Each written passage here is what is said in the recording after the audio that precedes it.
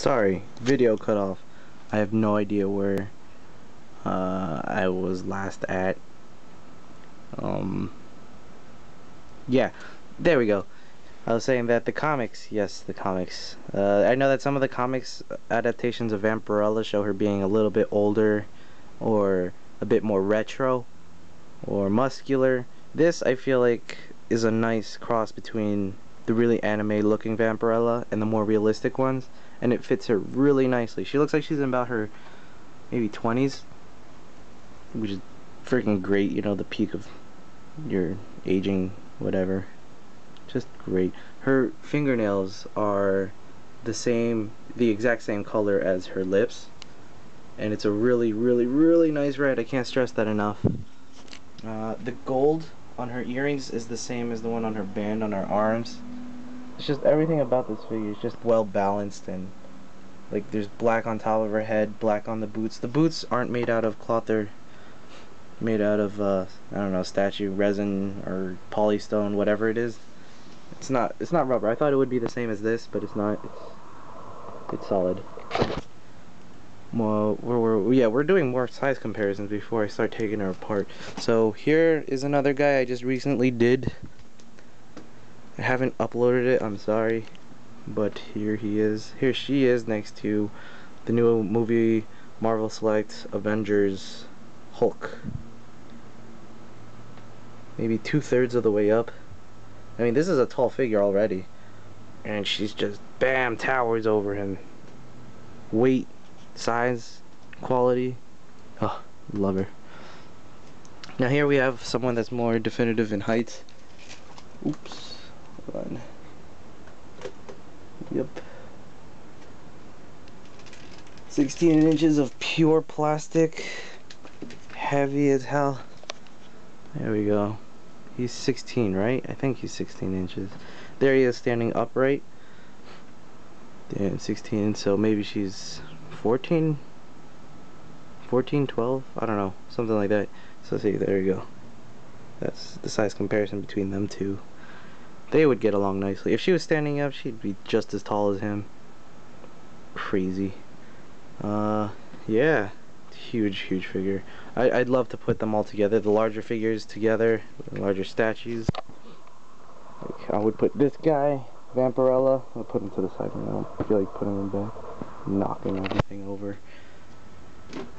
Put them two next to this guy, Great Goldran, which I recently completed.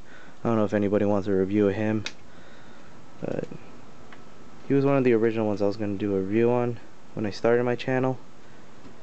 But I've never gotten around to him. He's just been sitting here. He's got a problem standing up. I don't know what's wrong with him. She towers over him now, and this is a huge figure, huge combiner.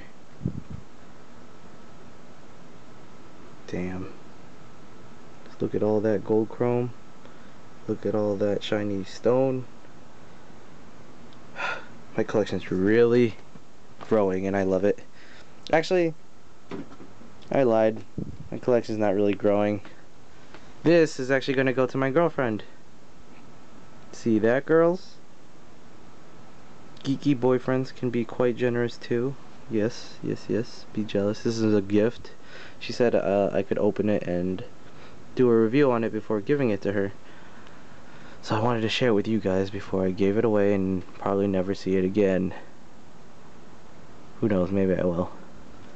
It's just so shiny. Well, it's not even shiny, it's like, it's a great flesh tone. It's just absolutely wonderful.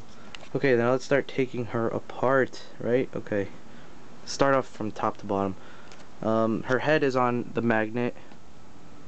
Even though I don't have any Sideshow collectible statues, I know how most of them work, and I know a lot of them have the variant heads that you could swap out with the exclusives. Here he is. It's just connected by a magnet at the bottom of the neck, and it goes right into her neck cavity. So I don't really care if the base of this gets scratched. Her collar hides it pretty well. Like, you see how it's curved a little, and once you put it in, you won't see any of the scratches. So as long as the collar is nice and white, I'm set. See, her eyes They look straight, right? Yeah. Her hair is, oh man, each strand sculpted, which is great. It's all sculpted, not surface details, so it's all carved out.